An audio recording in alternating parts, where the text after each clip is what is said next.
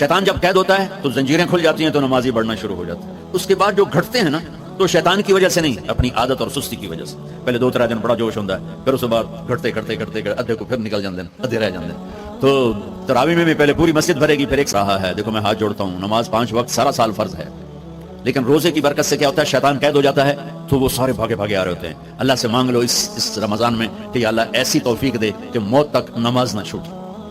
رمضان میں بہت سے لوگ رشوت لینا چھوڑ دیتے ہیں کہ نہیں یہ رمضان شریف آ گیا. تو رمضان شریف بھی تو آیا ہے, لیکن اصل میں شیطان قید ہوا ہے تو اب کہہ رہا نہیں ہوں رشوت نہیں لینی, مہینے بعد لواں گے. ڈنڈی مارنے والا کہتا ہے نہیں صحیح تولنا ہے, پھر رمضان تو بعد کٹھی کسر کر لواں گے. وہ کیا وجہ ہے پیچھے؟ ایک تو رمضان کی برکات ہیں, اور ایک شیطان کا قید ہونا ہے, اور ایک جنت کے دروازوں کا کھل جانا, دوزخ کے دروازوں کا بند ہونا, اللہ کے عرش کا پہلے آسمان پہ مستقل ڈیرا ڈال دینا, اور پھر اعلان کرنا ہے کوئی بخشش آنے والا ہے, کوئی معافی مانگنے والا ہے, کوئی توبہ کرنے والا ہے, کوئی جنت مانگنے والا ہے, کوئی دنیا مانگنے والا, آؤ مانگو. اور ایک فرشتہ اعلان کرتا ہے اے بھلائی کے چاہنے والے شاباش آگے بڑھ, اور دوسرا فرشتہ اعلان کرتا ہے اے برائی کے کرنے والے بس کر اور واپس آ جا, بس کر اور واپس آ جا. رمضان کا مطلب ہے جل جانا, رمضان کے لفظ کا مطلب ہے جل جانا. جلنے کا مطلب کیوں ہے اس میں کہ رمضان میں اللہ سارے گناہوں سے اپنے بندوں کو پاک کر دیتا ہے اور ان کے گناہوں کو جلا دیتا ہے, جس سے وہ پاک ہو کر سونا آگ میں جل کے خالص ہو کے باہر آتا ہے, روزہ رکھنے والا بھوک کی آگ میں جل کے خالص ہو کے باہر آ جاتا ہے, اللہ اس کے سارے گناہ معاف فرماتا ہے.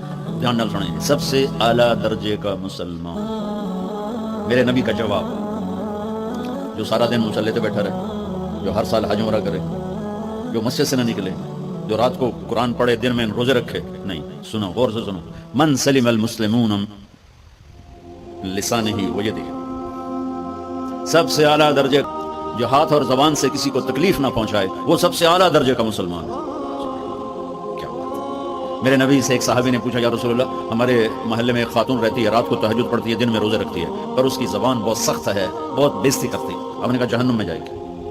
کہا جی ایک خاتون ہے جو نہ نفلی روزہ, لیکن اس کی زبان کا بول بڑا میٹھا ہے, کہا وہ جنت میں جائے گی. تو سب سے اعلیٰ درجے کا مسلمان کون ہے؟ جو کسی کو تکلیف نہ پہنچائے. پھر اس نے پوچھا ای الایمان افضل, سب سے اعلیٰ درجے کا مومن کون ہے؟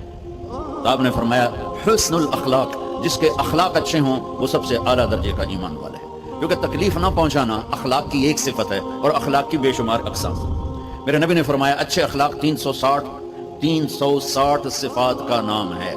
ایک صفت بھی کسی مسلمان مرد عورت کے اندر ہوگی وہ جنت میں چلا جائے گا. سامنے ابو بکر بیٹھے تھے, کہنے لگے یا رسول اللہ کو میرے اندر بھی ہے. تو آپ نے فرمایا تیرے اندر ساری ہے, ساری تیرے اندر ساری. تو ابتدا بھی بتا دی, انتہا بھی بتا دی, اور عبادت بھی مسلمان کو اخلاق تک پہنچاتی ہے. اب سنو قرآن سے, اللہ تعالیٰ انسان کسے کہتا ہے؟ ایمان والوں. ان الذین کفروا من اہل الکتاب والمشرکین فی نار جہنم خالدین فیہا اولئک ھم شر البریہ. سب سے بدترین مخلوق وہ ہے جو اللہ کو نہ مانے, جو اللہ کے دین کو نہ مانے. آپ نے کہا وہ سب سے بدترین مخلوق ہے. تو لا الہ الا اللہ محمد رسول اللہ ہمیں انسانیت میں داخل کرتا ہے. انسان ہے ہی وہ جو لا الہ الا اللہ محمد رسول اللہ کا کلمہ پڑھتا میرے رب کے نزدیک.